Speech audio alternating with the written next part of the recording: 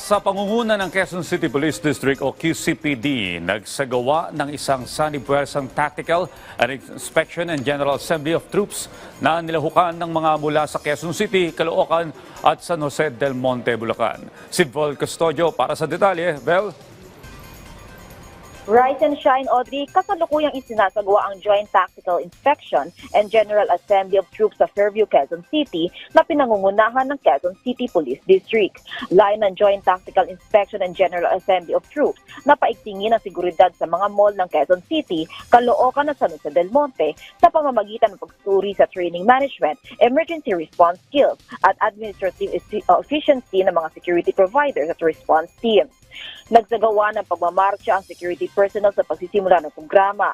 Pinasinayaan ni Quezon City Police District Director Police Colonel Melesio Buslik Jr. ang programa sa presensya ni Deputy Director for Administration Police Colonel Randy Glenn Silvio at Senior Vice President Engineer Brian Mateo na Special Projects Office of the President.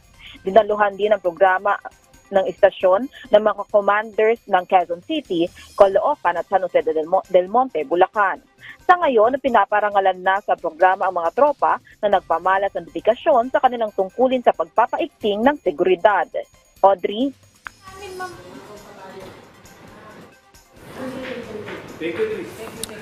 Maraming salamat, Vel Custodio.